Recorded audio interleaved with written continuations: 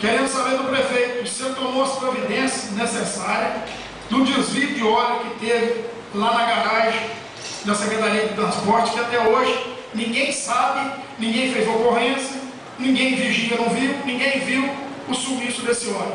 Então nós estamos querendo saber se esse óleo evaporou dentro dos tanques, o que aconteceu com esse óleo. Então nós estamos querendo saber dele qual a providência que foi tomada, se a cópia da ocorrência, porque tem que ter ocorrência, porque se não tem ocorrência, então não tem seriedade. Então eu gostaria de estar cobrando ao prefeito em resposta a esse sumiço, essa evaporação desse óleo. A questão de sumiço de combustível, a questão de várias coisas, eu cobro em tudo. O que funciona na Secretaria de Interior e Transporte?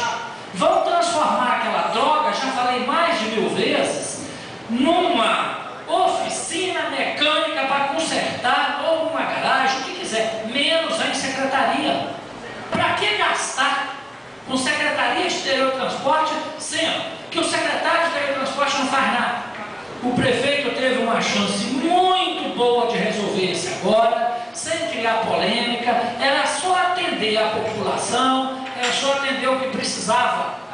Na questão do veículo lá em Guriri, na questão do sumiço de óleo aí denunciado pelo Carlinho, tá? Na garagem, e de várias outras coisas erradas que têm acontecido dentro da administração daquela secretaria.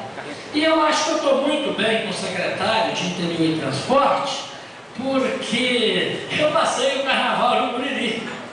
E deu para observar bem que quando eu estava sentado num barzinho ou em alguma cadeira, quando ele me via, ele manobrava o carro e voltava.